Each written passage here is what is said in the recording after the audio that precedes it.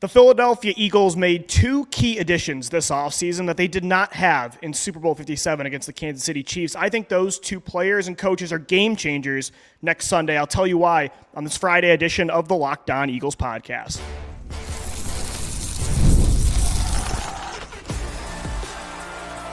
You are Locked On Eagles, your daily Philadelphia Eagles podcast. Part of the Locked On Podcast Network, your team every day. We thank you so much for making Locked On Eagles your first listen each and every day. I'm your host, Louie DiBiase. Today's episode is brought to you by Game Time. Download the Game Time app, create an account, use the code in all capital letters, Locked On NFL for $20 off your first purchase. I made it to New Orleans. Super Bowl week is here. Eagles, Chiefs set for Super Bowl 59 next Sunday. The Eagles trying to stop history, trying to stop the first three-peat in NFL history. They almost beat the Chiefs in the Super Bowl 2 years ago. Jalen Hurts had one of the best performances a quarterback has had in Super Bowl history. It was not enough to get the job done. It was a great game, and they put up 35 points. It's very hard to be mad at the performance Philadelphia had. They just got beat at the last second by one of, if not the greatest dynasties in NFL history. I think the Eagles should win this game next Sunday, though, and get revenge. Two key additions that were not in that last game back in Arizona that are now with Philadelphia. It could be the two main differences as to why you get this win, why you're able to finish the job that you could not get done back in 2022, 2023. It's the additions of course, and this might sound obvious, but when I go more into detail, you'll see why these two are going to be the difference makers in this game and why if you had those two in the last matchup, you could have had a ring. It's Saquon Barkley at running back, and it's Vic Fangio at defensive coordinator. These two, a player and a coach, they are absolute game changers on both sides of the ball for the Eagles. Like, just think about it. Super Bowl 57, the offense, put up 35 points. Would you sign up for that again next Sunday? Would you say if Jalen Hurts puts up 35 points, if he puts up that performance that he did, Devontae Smith has over 100 yards, A.J. Brown has another explosive touchdown, Dallas Goedert remains as clutch as he's been in the playoffs. Like, would you sign up for that right now? Would you say that gets the job done against a Chiefs team that, although they've won a lot of games this year, they've only actually lost one time to Buffalo in the regular season. Although they're a juggernaut, they have barely put up 30 points in a game all year. So if you put up 35, I'd say, that probably gets the job done. But one thing that offense could not do is sustain time of possession, long drives. Those make the other defense bleed. 7 to 10 minute drives, just crush their soul, like against Pittsburgh this year in the fourth quarter where the Eagles milked 10 minutes off the clock. Like those kind of drives, they were not able to pull off against Kansas City. They weren't able to keep Patrick Mahomes off the field. And that's a huge, huge plus. How to beat the Kansas City Chiefs. How do you stop Pat Mahomes? Keep him off the football field. Don't give him the ball. Don't give your defense an opportunity to stop them in the fourth quarter because odds are 99% of the time, Pat Mahomes is going to get it done. So having Saquon Barkley this time around instead of Miles Sanders, I mean, it's obvious what an upgrade that is. And Miles Sanders in 2022, we all know he was a really good player. Had over 1,200 rushing yards in the season, was great in the NFC Championship, but averaged under 3.5 yards a carry in that Super Bowl. He struggled. The run game, outside of Jalen Hurts making plays impromptu outside of structure, was non-existent. So Pat Mahomes, he got a lot of opportunities to move the football in that game. Having Saquon winning the time of possession battle, especially if you can build up a lead early in this game, if you can start fast the way the offense has been doing over the last month, and you can avoid the slow starts of the early regular season, it's a game changer. So, it sounds obvious that Saquon Barkley, who's having one of the greatest seasons an individual player has had in NFL history, regardless of position, he actually only needs 30 yards on Sunday to break the record for most rushing yards all time when you combine regular season games and the playoffs. Terrell Davis set that record back in the 90s. So it sounds obvious that a generational player is a key in the Super Bowl, right? But it's an element that you did not have in that last game. Miles Sanders was really bad to the point where in the second half of that game, Kenneth Gainwell was playing almost every snap. especially in third down, obvious passing situations. Like Miles Sanders was not that guy. Saquon Barkley, we know his receiving ability. Also, a huge element of Saquon's game that is not getting talked about enough after the NFC title, his pass blocking, the amount of blitzes that he picked up against the Commanders last week, he put multiple linebackers on their back, onto the ground on Sunday. Like having that kind of every down running back against Kansas City, I think is really important, especially if it's a close game in the fourth quarter and you need to make sure that Pat Mahomes doesn't have enough time to come back. You need number 26 to be on his A game. You know, look in the past, Pat Mahomes sometimes, and I'm sorry, Buffalo fans, if you're listening to this, I highly doubt it, but sometimes all Pat Mahomes needs is 13 seconds. So having Saquon Barkley winning the time of possession battle, that is really key. And then, of course, having Vic Fangio as your defensive coordinator compared to Johnathan Gannon, what a massive upgrade. I mean, Johnathan Gannon, that game, it goes without saying the defense struggled. It was very similar to Super Bowl 52 where it's just a shootout, back and forth, trading blows, left hook, right hook, left hook, right hook. Hurts and Mahomes just going at it, King Kong versus Godzilla. But the defense, you can make the excuse, of course, that they were slipping all over the field. That turf was unbelievably bad in Arizona. But Johnathan Gannon's game plan, he was just out-schemed. It was a masterclass from Andy Reid and Patrick Mahomes. The coaches were not ready for that game on defense. Johnathan Gannon, why? Because he was interviewing for head coaching jobs those following the previous 2 weeks, and we know very soon after he took the job with the Arizona Cardinals, and the rest is history. So Johnathan Gannon's head was not in the game. He had no plan for Travis Kelce. I mean, it was so obvious that, hey, the Chiefs don't have Tyreek Hill anymore.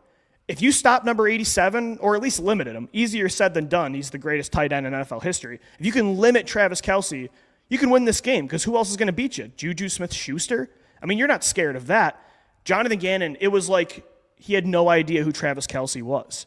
Travis Kelce ate them alive, especially in the second half. So I think it's such an upgrade to have Vic Fangio now scheming against Andy Reid. Like, yes, it's going to be very hard. You're not going to, even with the Eagles being the number one overall defense this year, you are not going to just remove Patrick Mahomes from this game. You are not going to hold them to under 20 points. I just don't think that's a reality. Andy Reid, I think, is the greatest play caller in NFL history. I think you could make the case Pat Mahomes already is the greatest quarterback of all time. If he's not ahead of Tom Brady, he's number 2. So having a defensive mastermind like Vic Fangio to counter that, to counter what they're going to do with Travis Kelce, also a lethal, fast rookie in Xavier Worthy who's getting better week after week. Like, that's going to be a tough matchup for this secondary. You want Vic Fangio as your defensive coordinator. That game, like, yes, a historic pass rush was neutralized because the NFL last second decided to try some new grass. It was like golf grass on the field for the stinking Super Bowl, which is unbelievably aggressive and just an ignorant decision for the biggest game of the year. So some of it was just a matter of circumstance, and I think the pass rush will get to Mahomes a lot more consistent this time around. But also, Johnathan Gannon, I mean, that was the most vanilla defensive game plan that I've ever seen. And that's just what Gannon did, though, back in the day. You guys can all attest to this. Every time the Eagles played a really good quarterback, they did not do as well as they normally do. Johnathan Gannon was not good against good quarterbacks.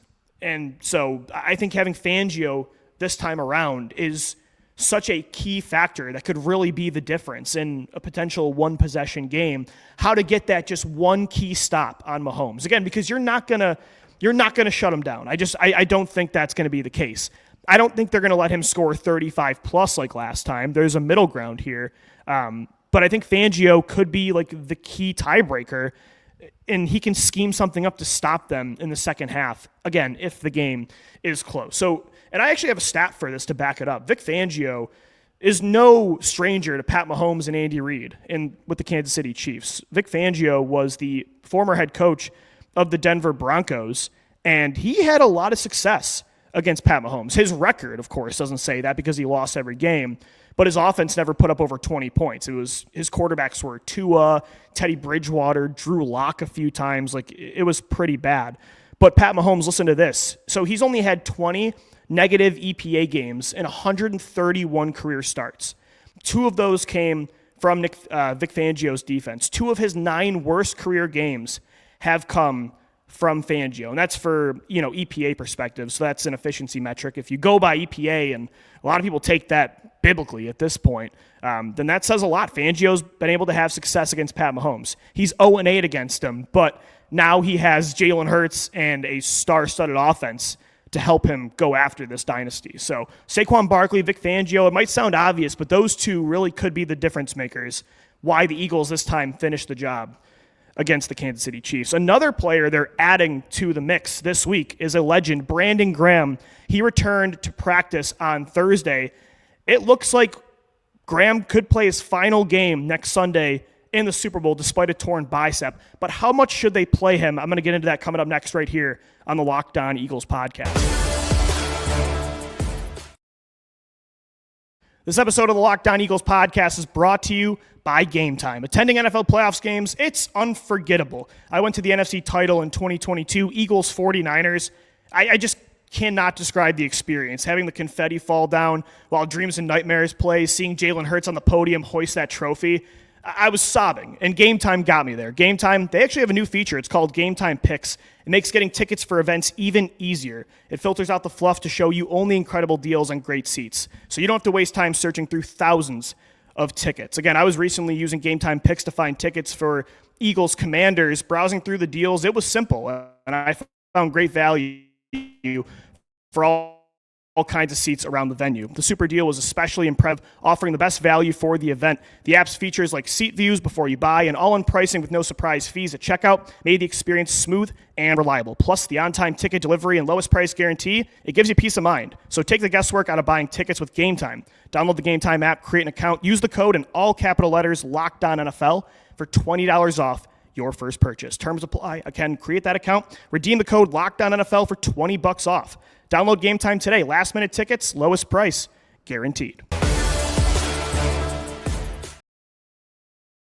Thanks as always for making Locked On Eagles your first listen each and every day. What a story. Brandon Graham, we thought his career in Philly was over. Year 15, nobody has played more games as an Eagle in franchise history, was having a really good year. The game that he tore his bicep in November, Sunday Night Football against the Los Angeles Rams, one of the best games of his career, in my opinion. Like, he dominated that football game. He took over and had Matt Stafford running for his life.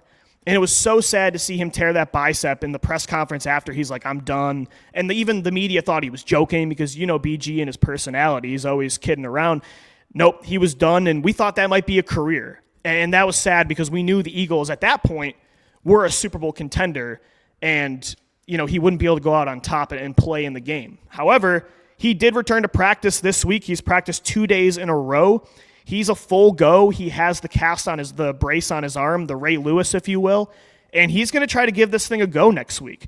And it's an unbelievable story. Again, this is a player that's, 35, 36 years old now, year 15, a torn bicep that's not fully healed. He's not 100%. He's a defensive lineman, so he's going to need that arm. The fact that he has made the recovery fast enough to potentially play in this game, and potentially the last game of his career, again, one of the greatest Eagles ever, to get his second ring, to have his career end with confetti falling on him. I mean, it's something that Hollywood writes a script about. So it would be such a cool story. However, the Eagles, they can't get too wrapped up in the story, the emotional aspect of this. You guys know on the show yesterday, I talked about how the revenge factor against Kansas City, you can't get too caught up in the emotion of that. You're going to start pressing, being a little bit too aggressive. That's when you can make mistakes. Lane Johnson said it best last week. Playing with emotion sometimes, it can hurt you. Like, you have to stay even, like stoic, like Jalen Hurts, like Lane Johnson. Like, that's really important this time of year because the stage gets just higher and bigger every single week. So you can't get too caught up in that. The Eagles can't get too caught up in this emotion with BG either. Yes, he's an all-time franchise legend. But at the same time, a torn bicep for a defensive lineman that's not 100%, it's not fully healed, that's not nothing. Like, you cannot give him the role that he had before he got hurt, where he's one of your top 3 players on the edge in the rotation. Like, snap count-wise, he should not be close next Sunday to, especially, certainly not Josh Sweat and Nolan Smith, but not even Jalix Hunt. Jalix Hunt is balling right now. Actually, that game against the Commanders, I went back and watched the tape on the All-22. Jalix Hunt had the best game of his career so far. Jalix was consistently getting to Jaden Daniels. I actually thought he was their most efficient edge rusher. He was really good against the run as well. Like, the rookie is cooking right now. You got to keep the young guys that are hot on the field, and they're healthy. Against the run, if you don't have the full strength of both arms and you're trying to anchor down, you're trying to bull rush a 300-pound lineman that's going to try to move you off your spot and you got to hold your ground. If you're trying to slash and make power moves as a pass rusher and then tackle Patrick Mahomes, like, you have to be healthy.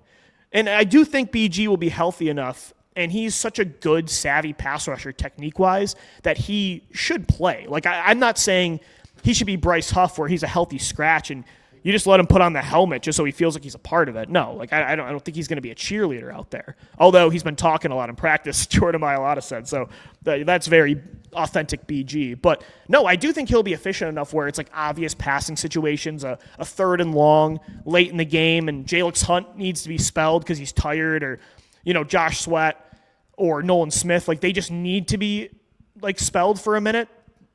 Then you have BG. It's nice to have him suited up. Or, God forbid, there's an injury. It would be nice to not have to rely on Bryce Huff the entire game. But, again, at the same time, I'm not forcing BG out there for the sake of the story. Like, you need to be disciplined with this. And I think Vic Fangio knows that. Of anybody, Vic Fangio, he's so old school. He's not going to get caught up in that like I would. It would be very hard for me to look at Brandon Graham, who I've been watching since 2010. He's the only Eagle left that actually played under Andy Reid, which is crazy to me. I feel really old saying that. It would be hard for me to say, hey, you're sitting on the sidelines, because he's the reason you won your first Super Bowl, sacking Tom Brady. But they have to be disciplined in this. I trust Vic Fangio will do that. The young kids are balling. And BG knows, like, he's not selfish. He even said in his press conference after Thursday's practice, like, yeah, he's going to give it his everything. If he's not 100%, he wouldn't put himself in there. He understands how hard the kids have worked. The young guys in this locker room have worked to get to this point. He's not going to try to ruin that for the selfish motivation. If he's not feeling right, he's not going to force himself out there. And that's why BG is one of the best leaders in franchise history. Because there's some guys, like, look, I love Carson Wentz. You guys know that. I've defended Carson Wentz for 7 years on this podcast. But if they told Carson in 2017, hey, we know Nick Foles just had one of the greatest playoff games ever against the number one defense in football to get us to the Super Bowl. We know you have a torn ACL that's not fully healed, but we want you to play in this game. You don't think Carson Wentz would have suited up? And I hate saying it, but I know Carson Wentz. He 100% would have put himself in that game, even if it hurt the Eagles' chances of winning. Brandon Graham, he's not that guy. I know you guys are probably all shocked that I went after Carson, maybe for the first time in this podcast's history, but I think BG is not that guy. He is a great leader. I do think it's nice to have him suited up, again, just in case you need him for emergencies with injuries. If, one of the top three guys they're tired and they just need a quick rep off the field. If it is a clutch situation, it's an obvious third down, and you want to say, hey, let's actually move BG inside. Like, let's play him as a three-tech where he sacked Brady in the Super Bowl. He actually was playing inside. Chris Long was the defensive end on that play. Let's try to get creative. Let's keep Nolan Smith and Josh Sweat on the field. But instead of Milton Williams for a play next to Jalen Carter, let's put BG there. It's 3rd and 15. Those situations, yeah, sure. It would be nice to have Brandon Graham on the field. So it's a really cool story. I do think he can be effective for this team in certain situations next Sunday, but he should not be playing on 1st and 2nd down. When the Chiefs are running the football, I don't want him out there. It's like, honestly, if I had to guess the snap count, what I would do and what I think will happen, I'd say like 5 to 10 snaps. I'd probably go closer to the 10 than the 5. I'd probably take the over on, if it's 5.5, I'd go over. If FanDuel's betting that, I don't think that's a thing, but I think that's around the right snap count. 5 to 15 feels aggressive. I'd say 7 to 10 snaps. And they're all like, hey, they're going to throw the football. Let's get BG on the field. So it's a really cool story, but proceed with caution. I think Vic Fangio definitely will. All right, guys, we'll wrap up this Friday edition of Locked On Eagles coming up next. And this segment's for our listeners. I had a couple requests on our YouTube community page to give out my 3 best takes of the year from the show and my 3 worst. So I'll hype myself up a little bit. I'll demean myself a little bit. We'll get into that coming up next right here on Locked On Eagles. This Friday edition of the Locked On Eagles podcast is brought to you by Prize Picks. The big game is almost here, and there's no better way to make it even more exciting than with Prize Picks, the best place for daily fantasy sports. With over 10 million members and billions in winning awards, Prize Picks makes it fun and simple to get in on the action. So here's how it works. All you got to do, pick more or less on at least 2 player projections, and if you're right, you could win up to 1,000 times your cash. Prize Picks even has a free pick for the big game. I'm going to roll my eyes at this one, but Patrick Mahomes only needs 1 yard to win. Pair that with 1 correct pick, and you're cashing out. This week, I'm looking at the board and selecting more for Dallas Goedert's receiving yards and more for Jalen Hurts' passing yardage. What I love most at Prize Picks, fast, safe withdrawals. When I win, my cash is in my account in as little as 15 minutes. Check out the promo tab, too, as well, to tail any of the super sweet Millie winners, big game lineups. If you tail a lineup that goes 3 for 3, you can win a split of $1 million in promo funds. Download the app today. Use our code in all capital letters, Locked On NFL. You'll get $50 instantly after you play your first $5 lineup. That's code Locked On NFL for $50 instantly after you play your first $5 lineup. Prize Picks. Run your game. All right, let's wrap up this Friday edition of Locked On Eagles. Still 5 more shows for you before Eagles-Chiefs Super Bowl 59 next Sunday down here in New Orleans. I'll be at Media Day Monday. I'll be at Radio Row as well Monday morning, all of Tuesday as well, so a ton of Super Bowl content for you here. Hoping to get some interviews. We'll have some guests on next week. Still got a jam-packed week of Super Bowl coverage for you, so we appreciate you making us your first listen and watch on YouTube each and every day. All right, let's take a trip down memory lane, though, from the 2024 season for Locked On Eagles. My 3 best takes of the year that I absolutely nailed on this show, and my 3 worst. This was requested from a couple different viewers on our YouTube community page. So I'll start with the 3 best. I'll hype myself up before I bring myself down. My top 3, number 1, Quinyon Mitchell no matter what. You guys know, February, when I was down in Mobile for the Senior Bowl, all throughout April until draft night, I would not shut up about this Toledo cornerback. I said, this is the guy the Eagles need. Howie Roseman finally needs to break this trend of not drafting defensive backs in the first and second round. Before this year, he had never drafted a corner in the first round. He had only drafted a corner in the second round once, back in 2017 when he selected Sidney Jones. Sidney Jones, shout out Gino, that's your guy. Did not work out. He didn't take one again for 7 years. But Quinyon Mitchell, he was a reason to break that trend, to be an outlier. And he had one of the best rookie seasons a corner has ever had. He, in fact, has allowed the lowest passer rating of any corner in the playoffs. And this is a rookie from the MAC. Unbelievable story. 2 interceptions in the postseason. I think he should win Rookie of the Year this week. Actually, tonight, I believe, is the awards, or tomorrow. I think it's going to be Jared Verse with Los Angeles, the edge rusher. The Eagles beat, by the way. But Q was my obvious pick. This is the first time in this show's history, at least with me hosting, the Eagles took my guy, the guy that you guys know, pounded the table for in the first round. And the fact that it worked out, over the moon. Watching that mic'd up video the Eagles posted from the NFC title, seeing him and Cooper DeJean celebrating, saying we're going to the Super Bowl as rookies on the sideline, I couldn't help but get emotional. That was awesome. Quinyon Mitchell, no matter what, that was my number 1 take of the year. Number 2, so back in February, Howie Roseman had a press conference at the NFL Combine, and he talked about how to stay ahead of the curve in the NFL. You need to zig at times when the rest of the league zags, right? You look at 2017. The NFL was not a trading league back then.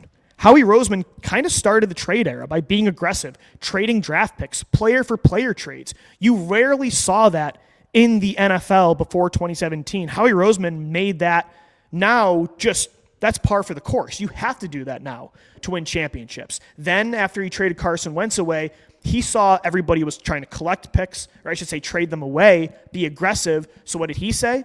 I'm going to now collect picks. I'm going to tap into that inefficient market. I'm going to grab all these picks, and now I can have the best of both worlds. I have a ton of ammunition to build my future, to have the quantity, but also the quality of, hey, I have this optionality. I have all these picks. If an A.J. Brown is available, I got 3 first-round picks I can trade one for. If Jalen Carter is available, I can move up, and I can have my cake and eat it too. I still have a bunch of other draft picks to build this roster with young talent. So this is what Howie Roseman's been doing his entire career, trying to stay ahead of the curve, to zig when the rest of the league zags. Me and Gino had a show in February, and we were talking about what's this year's zig? Like, what's this year's going against the grain? And I said, look at the running back market. Derrick Henry's out there, Saquon Barkley, Josh Jacobs, Joe Mixon, a lot of talent. DeAndre Swift, you could re-sign him. The NFL now it's a unanimous opinion. We do not pay running backs. We don't draft them early. After their first contract, they're used goods. We don't want them anymore. After you're 26 years old, 27, you're damaged. Like, we're not going to give you any money. Like, there's too much tread on the tires. Howie Roseman saw that. Everybody was going that way, and he was doing it for years.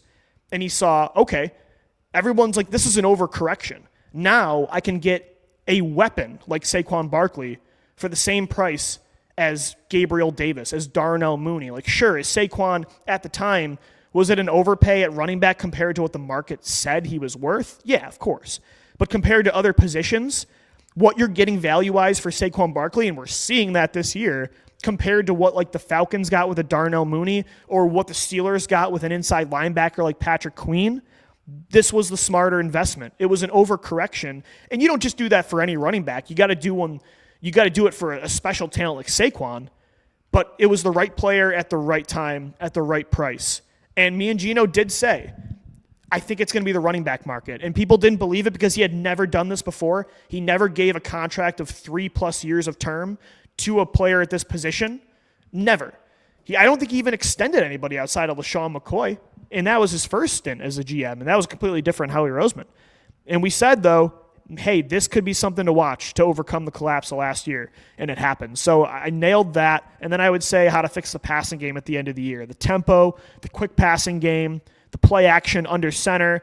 I feel like I had a good understanding of what Kellen Moore wanted to do. So there we go. Those are my 3 really good takes of the year. Where did I miss terribly? I think you guys know the first one. Let's go back to a pod after the Buccaneers lost week 4. I was literally pounding the desk and yelling into the microphone that the Eagles needed to fire Nick Sirianni. And again, at the time, I would just like to defend myself. At the time, given the context of the situation, of the collapse last year, how shaky they looked the first 4 games, watching him act like a psychopath when I was at the Cleveland game where he shaved his head and then he's yelling at fans. Like, it was bad back then. So I want to defend myself. But I overlooked the positives of Nick. I did not like that he wasn't a play caller. He wasn't my style of head coach. But I kind of did not put enough value into what he does for the culture, how motivational he is to a young locker room, and how much that really did impact things, how it really did help them win an NFC championship and potentially win a Super Bowl. I don't think I put enough stock into that part of coaching, and I think he proved this year that that is very valuable, and it's not just all about being a play caller. I'm not going to move off that philosophy. I want my coach to be a play caller so that quarterback-play caller relationship can be sustained for years and years and years, because guess what? Kellen Moore's about to get the job with New Orleans down here.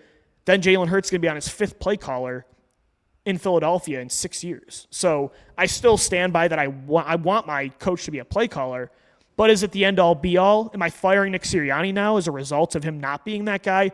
Absolutely not. He has made it to 2 Super Bowls now in 3 years.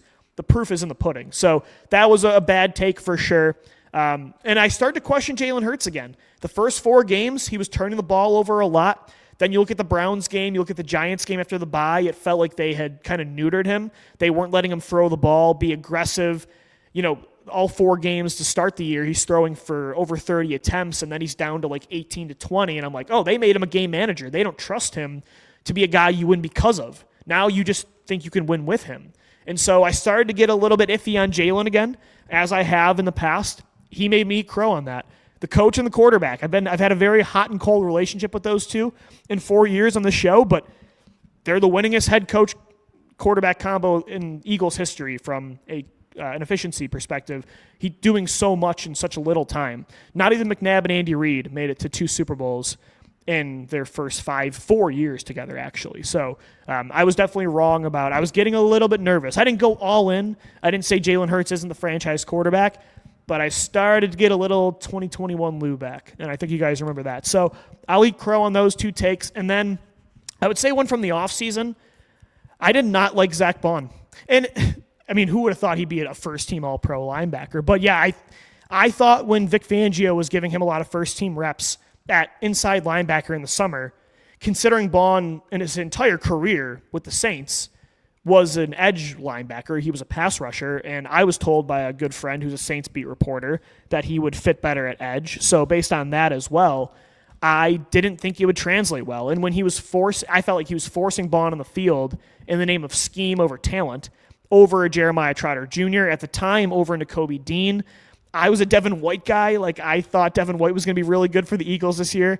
I did not like Zach Bond. After the first 2 preseason games, I wasn't impressed with his tape, and I was not on the Zach Bond train. And look at 6 months later, he's a first-team All-Pro linebacker, and he's a top 3 player on your defense. Like, you don't make it to the Super Bowl without number 53. So those are the 3 guys I was right about the most: Quinyon Mitchell, Saquon Barkley, and then I would say fixing the passing game. The 3 things I just whiffed on: firing Nick Sirianni, not being a believer of Jalen Hurts again for a little bit, and then not being a believer in Zach Bond. So there you go. Little hype, little degrading, but not a bad track record for 2024, at least on the show. All right, guys, that's going to do it for this Friday edition of the Locked On Eagles podcast. Thanks so much for making us your first listen each and every day. 5 more shows for you right here on the podcast before Super Bowl 59. I'll have a ton of YouTube short content as well. I'll be posting on the community page. Hit us up on X at Locked On Birds and at DiBiase LOE. I'll be doing live commentary all throughout media night next Monday at the Superdome. I'm going to try to get some interviews with some Eagles. Maybe talk to Carson Wentz a little bit. We'll see if I can pull that off. But I appreciate you guys making us your first listen each and every day. Until then, Lou DiBiase signing off. Thanks as always for downloading, watching, and listening. And let's go Birds. Fly, Eagles, fly.